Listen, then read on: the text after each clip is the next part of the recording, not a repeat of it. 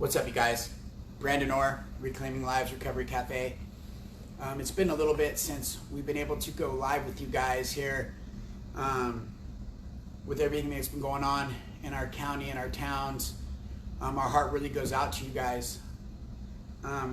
Before we get started, I've got a couple resources for the people that have been displaced by the fires, and then we're going to get on to an amazing conversation with my buddy Shawn here. So first, to all you guys out there that were displaced by the fires, our heart goes out to you. We're not going to stop trying. It's a really beautiful thing how our town has came together. Really, it's a force to be reckoned with. I have seen more giving, more love, more hope, more inspiration in my valley than I have ever seen, and I applaud you guys. We haven't given up. It shows. We love you guys to death. I'm super sorry, and our heart goes out to the ones that fell, but I've watched you guys stand up and rise. I don't know what that was. But yeah, my heart goes out to you right here from Reclaiming Lives Recovery Cafe. And I've got a few resources here. I've got an email today. It says Multi-Agency Resource Center open today at Central Medford High School. It will be staffed by federal agency management agency, insurance agencies, the Red Cross, city representatives, and other agencies will be on hand from 8 to 8, 7 days a week, assisting people impacted by the fires. So you can go down there and get help that you need. Also, right here, we're on East Main, right catty corner from where we are in our office. There's a drop-off center there too. They are giving and taking donations. Living Waters. I cannot say enough about Living Waters. It's right off of Bartlett and Jackson right there. That donation center is jam-packed full of really good stuff, quality stuff. If you guys have been impacted and displaced, please go check them out. They have a lot of stuff, and their hearts are in the right place. I cannot say enough about them. New Life Naz is still holding a shelter. It's the one up the McAndrews up there. What's the corner? Is it Wabash? I think it's Wabash and McAndrews right there. The big, beautiful church up there. Those guys up there, they still hold a shelter up there. And obviously, we all know about the expo. So wherever you guys can get help from, those are pretty good spots. I know there's a lot more, but I don't know them all offhand. So our hearts go out to you guys. Our hearts go out to our town. We're not going to give up. Here at the cafe, I want to give a big shout out to Crestbrook Oxford. Those guys have really came together, and they donated a bunch of their time. We've got a bunch of people in recovery giving back to the community that they helped kind of wreck. It's kind of a good way of making up for their past wreckage, and I appreciate you guys so much. If you guys have questions and comments, let me know. I have Stephanie Mendenhall over here on the side able to read those off, so feel free. But right now I'm with a wonderful friend. He's been a member of the cafe for a little bit now. He also runs a relapse prevention group coming up today, as a matter of fact, at 5:15. You ready for that? Yeah, you are. Ready. And just getting to know Shawn has been a pleasure. He has made a catastrophic 360 in his life, and we're going to get to hear a little bit about that. So without further ado, my boy Shawn, how you doing, buddy? Good. Thank you for having me. It's an honor. It's an honor that you're with us. I think, didn't I first hear about you from Curtis? Yes. Yeah. Curtis and I. Our boy Curtis Ziegler, we love him. No, yeah, we actually met in abnormal psych class at SOU. So. Psychology. Yeah. Wow, we're going to get to that here in a bit. Tell us a little bit about your journey and how you found recovery.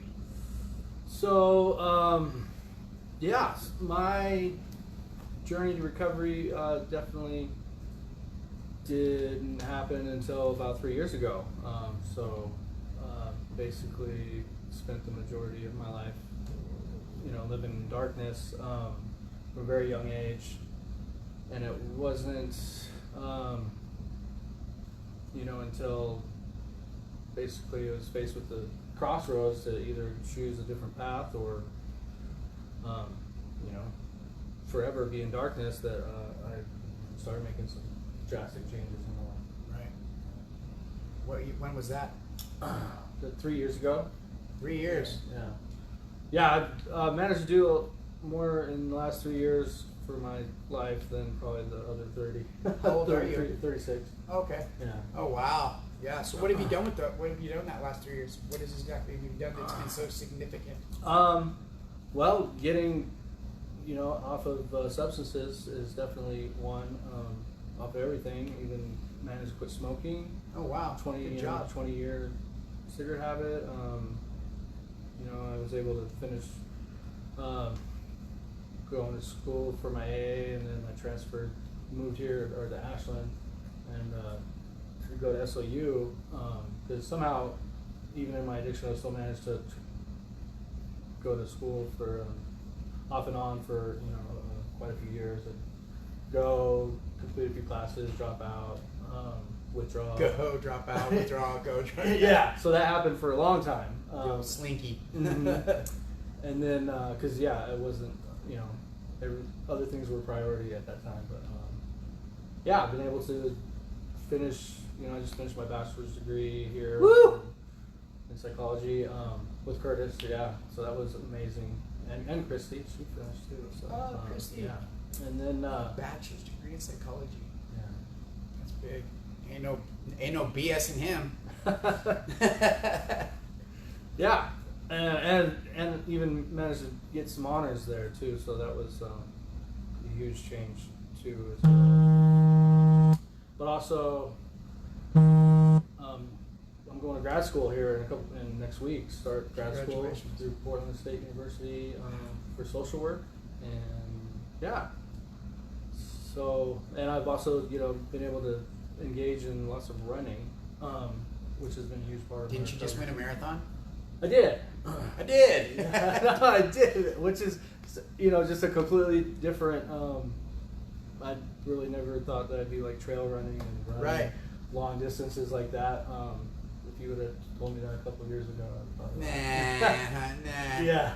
So, you know, this is the reason I really wanted to have you on today is because you have a tremendous story that a lot of people, because it's you're capable, anybody's capable to do anything they want if they put one foot in front of the other. yes. Well, what I'm finding when I'm helping people is that they don't know how to put one foot in front of the other. Right. A lot of it stems around fear, anxiety, belief, the narrative they have of themselves in their head. How did you overcome anxiety and the belief that you could until you could? I started listening to people, like, and reading, like, you know, there's a book, Man's Search for Meaning by Dr. Viktor Frankl.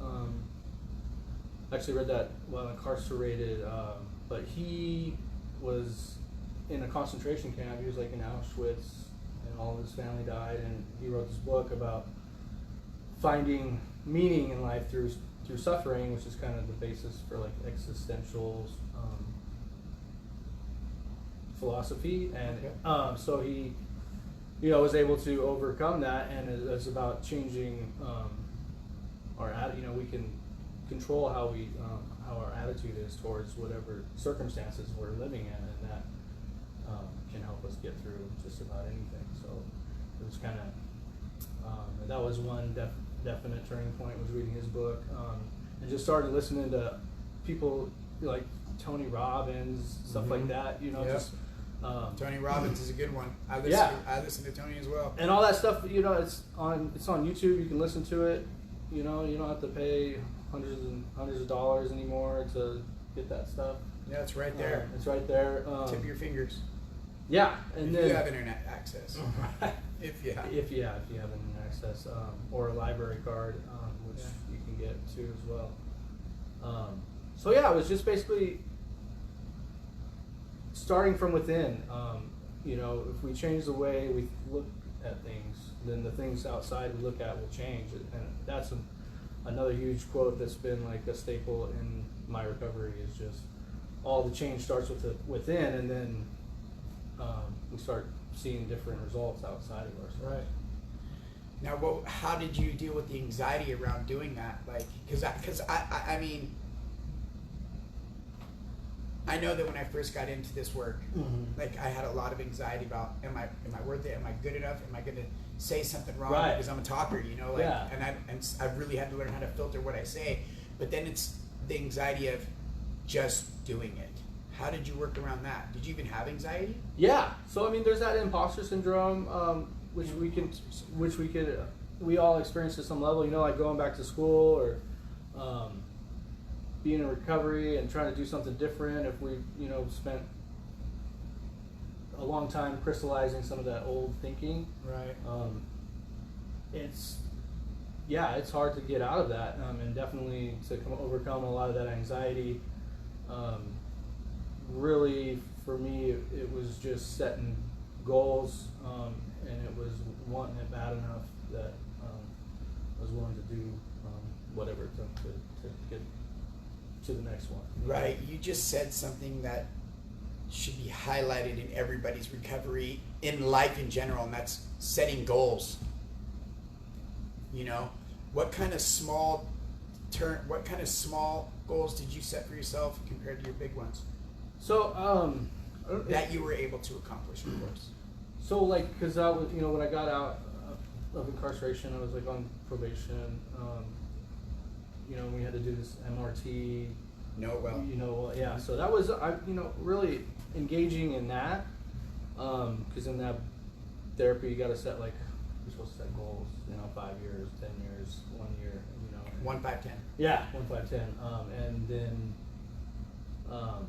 so it was good to do that, because for some reason when you put pen to paper and you start really looking at what you're doing, how you're managing your time, where I wanted to be, because I had, I had a marriage before I went into full-blown relapse this last time, and I had a marriage, I had a great job, and I was going to school, I was playing guitar in a band, I had a lot of stuff going on, but still drinking. Played a guitar in a band. Yeah, and using, was still running my life. There was still the obsession to use every day, and it was a priority over, my kids and my wife, ex-wife, or now ex-wife, but it was just over my life.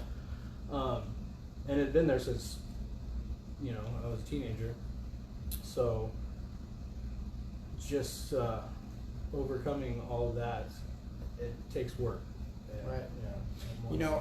I concur. I remember when I first got out, when I got out 2.5 years ago, I was like, how do I set goals? Yeah. Goals? What are goals? And I sat with a gentleman, Jeff Brown, and we talked about goals. And I remember my first goal was, I hated it, waking up every day, even on my days off, at 7 a.m. Yeah, it's a good goal. Yeah, and that was the first goal. I'm like, all right, I'm going to try that out. And after a month, I'm like, wow, that's pretty easy. Now I literally get up every morning at 7, even without my alarm. Oh, wow. You know what I mean? Yeah. Even when I don't want to. And then the next one was, we had to fill out our timesheets and what we did, and that was really difficult for me. Mm-hmm. So that was my next one. So as I progressed, I'm like, oh well, I can really knock out goals. And then I'm like, I want to make bigger goals. Right. You know what I mean? And I've over exceeded on my goals, and I believe that accomplishing your goals, setting small term goals, whether it's learning to make your bed, Yeah. whether it's folding your clothes after they come out of the dryer, Mm-hmm. I don't give a crap what it is. Just make sure you do it and get it done. Yeah. Sure. What did the turning point look like for you from addiction to recovery? Yeah, if it's got to be sticky, let it be sticky. I just want some truth. So the turning point, as in, your rock bottom. my rock bottom was, That point where you're like, I'm done with this. I want a new life. yeah. So I basically went around my wife and I both had our own, issues, and it was very volatile and hostile. And our kids were around in their developing stage, and pretty much woke up in county jail, and I thought I was going to prison. I had a DHS case with my kids. Lost, a good job, the car, everything. Well, I mean, I didn't lose it, but I basically gave it all up. Gave it away. That's right. Yeah, and I had nowhere to go. I had ripped my dad off, a bunch of stuff. I had basically become what I didn't want to be. Right. And it was just being at that point where it was like, I'm either gonna be like in this way for the rest of my life, or because I was 33 years old, and it's like, what am I doing? Right, you're at that almost to the hump to the back downhill age. Yeah, and it's like, this is either gonna solidify into that behavior, or I can do something different. Thank you for sharing that. And the reason I asked that question is because you've been clean for 3 years. Yeah. And have you, I know probably not, and it took me a long time too, and it probably not 100% for a lot of people, but for you, have you mended a lot of that? Have I mended? Mended it, all the working that. Yeah. Yeah, I'm still doing that. Yeah. Because I know a lot of people who I see, they're like, I can't, you know what I mean? Like I've heard too many people, or it's going to take long. 3 years, man, look at you. Mm-hmm. Like anything can happen if you work it. Like no matter what your dark looks like, your bright can look so much brighter. And we really try to stick on the recovery focus of the interviews that I do. Yeah. But it's important because there's very few people that I believe have really turned their life around for the good and are really going to make an impact and a difference in their community and their lives, and I believe you're one of them. Oh, thank you. I really, truly, I mean that. And so I just think it's important that when somebody out there who I hope you're watching thinks that they're in too deep, that just to know, like, you can pull yourself out of it, if you just believe in yourself and change that narrative in your head. Right. So you said, have you had how many kids? 2. 2 kids. Yeah. Boy, girl, boy. My daughter Olivia, she's 8, and my son Hendrix is 6. You got a son named Hendrix. Yep. That's amazing. Olivia and Hendrix. Yeah. That's as good as Jack and Piper. I like it. So, are you in their lives? I am. Present father. Yes. Well, I mean, they live a ways away in Eastern Oregon, but no, I call them every day. But you're a present father today. Yeah, I'm present, and when they're with me, I'm there. Congratulations. We do lots of fun stuff together, and and it was kind of them. Really go back to that turning point. It was reproducing, kind of my childhood into theirs with kind of drugs and alcohol affecting that. And it was really just reproducing that seeing that happen to them, that I did that, like, to them. Right. What kind of was done in my childhood, Right. just repeating that cycle was probably the biggest turning point for me. It was like, I don't want to do that again. That's huge. Yeah. And, it's like whatever it takes, right? Yeah. Like whatever it takes. So, man with 3 years, 2 kids, rebuilding your life, bachelor's degree in psychology. You worked every day on your recovery and yourself, whether it be running, hiking, skipping, jumping, writing pen to paper, helping people, giving back, because you give back to our organization, which we are really appreciative of, because you do a great job, outstanding. What's your proudest moment? I mean, I just knocked off like a list of things that are crazy, right? And there's got to be something. I think it's just being there for my kids. I mean, I had made a goal when I got out of jail to get my kids back in like 6 months. I put 6 months, and I actually got them back 6 months. I ended up losing custody of them in a divorce later on, which was probably the hardest thing I've gone through in my recovery. But getting them back and taking care of them. And I was going to school and going to work, and doing all these things pretty early in recovery, but I was able to do that. I was still I had some anger and stuff that I had to get through with my divorce. But that was probably one of my proudest moments, was just accomplishing that goal that I set. And it was like the time frame, just things work out, Especially when you work them. Yeah. Right? And they happen. And just sort of that reiteration that, when we see those results happen, or if they don't happen for us, then we can move on. But that, that's probably the one. And then getting, the bachelor's degree, though it was still great. Even though I visualized the whole walking on the stuff. And you've seen it. Yeah. That's good. So. You have to, and that's so important for people, you guys out there. It's so important. Like, if you're gonna do something, see yourself doing it. Manifest that stuff. Really say, I'm gonna have 1 year clean, 2 years clean, 3 years clean, 4 years clean, etc. Continue, keep going long term. And then when you get that job, I see me starting at the bottom if you have to, working your way to middle, to management, to up. You really got to see yourself, envision it. What expectations do you have on yourself? Just to keep doing, to be clean and sober, and walk this road. I think for me, I spent so long walking the other road and being like a slave to addiction, that my expectations for me are to continue the path that I'm on. And to be, my goal is to work towards getting an environment and that's attractive to my kids to want to come move with me eventually, when they're old enough to make that decision on their own, because it's not really feasible right now, and they're like in a good place, they're safe, they're spoiled actually. They're spoiled kids. Yeah, so you get a chance to spoil your kids today, bro. Yeah, good job. Yeah. Where do you see yourself in 5 years? Since you brought that up a little while ago, right? Yeah, I'm really curious to see, because you've knocked 1 and 3 out. What is a 5 year? Where do you see yourself in 5 years?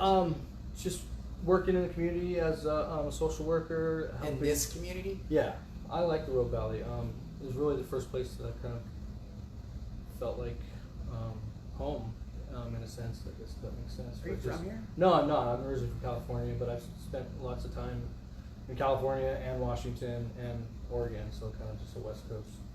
The West Coast baby. West Coast dude, yeah. But I definitely was able to transfer, because I had a good foundation of recovery, and when I transferred here from living in Coos Bay, and was able to get in touch, get plugged in with Curtis, and then get plugged in with all these other amazing people in the program, and surround myself with recovery here. So I gotta say, like, I've been a lot of places, and there's maybe Eugene, but Southern Oregon, we really have a really strong recovery community. Yeah, like it's amazing. Like, it's crazy big. Steph, do we have any questions for him on there? None? Perfect. That's what I like to see. Well, I have a question. Okay. If you could change one thing for your past or your future or anything, if you have anything, what would it be? I think it would be just letting anger. I've run my life in the past, definitely. And when my divorce was finalized and I ended up losing custody of my kids, a lot of it had to do with because I was angry, and anger doesn't serve me. It served me on the streets. It served me like in school to not get bullied. It served me at those times, but as an adult, like, anger doesn't serve me any purpose whatsoever, other than the results are just not there that support anything that I'm trying to do. Right. Yeah, it'll hold you back. That's pretty much, I know that to be true. If you could, so you out there, just holding on with everything you have, struggling just a little bit. You can't really quite grasp how. What would you say to that person right now? I would say you'd give yourself some love, some grace, and get over the shame and the guilt. And you know, anytime we have the choice to either change our direction, you know, of our sail, and over time that course will, you know, go completely different. And so, at any time we can do something different, and you know, expect to see good results if we're doing good things. One I foot. do have one question. Okay. What's been the hardest thing to overcome in recovery? What has been the hardest thing to overcome in recovery? Hardest thing to overcome in recovery. It's a great question. That is a great question. There's a lot. I think the hardest thing to overcome in recovery is the obsession to use, and along with resentments, overcoming resentments, and wanting to use because of those resentments. So I think overcoming that is probably the hardest thing. That was a beautiful answer. You know, for me personally, I don't answer all the questions, but I want to be from a personal recovery. I just like to say, like, mine is the belief of myself that I'm good enough. Yeah. You know, I talked with Stephanie about this earlier today. Like, that's the one thing that like haunts me at night. You know, because I know if I know I'm good enough, but then there's that the enemy or your disease or whatever you want to call them back there. You know. Yeah. That's the belief that I'm not good enough. Right. You know. But that was a really good question. And who shouted that one out? Caitlin Morris? Well, thank you very much. Thank you. We appreciate that. Do you remember the first time you came to Cafe? I do. What was that like for you? It was great. Tell me a little bit about it. Yeah, so Curtis had invited me to come. And I always was been familiar. I'd start to watch some of the lives, the live feed. Sorry, and then yeah, he invited me to come, and I had been interested, and then I just was trying to finish up the degree and do all these other things, and I really wanted to get plugged into Medford over here as well and into the community. So coming here was amazing. I really enjoy the camaraderie and the community, and then, you know, it's engaging with people here. I like the tacos. Yeah. And yeah, you know, you get a coffee and something to eat, and, you know, get to talk, meet some great people in our circles and in the cafe, and you know, the smiles and the laughter are definitely something that I feed off of. Right. For sure. Shawn, I'm super excited to see where we go from here with you, man. Like, I don't see anything but up for you. When I look at you, I see a person that doesn't give up. I see a person who stands tall with his head high today, and I see a man with integrity. So I am so blessed that we get to have you as a part of what we do here in our organization. It truly is a blessing. It truly is, you know. I feel like you're one of the people where if I needed you real quick, I can call you and you can be there. Yeah, for sure. You know, and I feel like anybody can do that with you if they're close to you, or if you're a person in recovery, and you know what I mean. Like, I feel like that's what we're supposed to do, is give back. Mm-hmm. Like they say, we can only keep what we have by giving it away. Yeah. Like, I don't want to keep all this stuff. I want to give it away. I want the whole world to feel the way I feel. Yeah. You know, and experience the feelings I get and the pleasures of life that we get to have today, you know? Mm-hmm. So I don't want you guys to sell yourself short out there, man. I want you guys to have it all. And you deserve it. yeah, damn, you're right. You deserve it. You do. Give yourself a break, man. You got anything else for these guys over here? No, yeah, just if anybody sees me and wants to talk, please feel free to reach out. I'm here to help any way I can, and appreciate y'all watching and listening. Yeah, Shawn, he does our relapse prevention for our members here at the cafe at 5:15. He kills it. We're proud of him. Yep, and you know, we're open Sundays at 4:15, Mondays and Tuesdays at 7:15. If you guys want to try to figure out a way to plug in, come see Stephanie and I. We'd love to see you. I'm going to be doing, so I know that I was doing Facebook Lives on Thursdays at noon. I'm going to do something different. I'm just going to get out there and do them when I can. You know, our community is super busy right now, and we are about our community, and I'm going to deal with that first off and foremost, but I'm going to continue to keep bringing you amazing people in recovery, amazing people with amazing stories that just have a lot to share and a lot to give. So you guys, once again, anybody out there, we gave you guys resources in the beginning.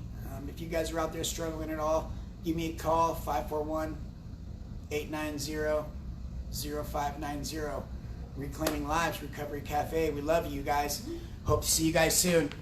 Come get oriented. Let's do some circles.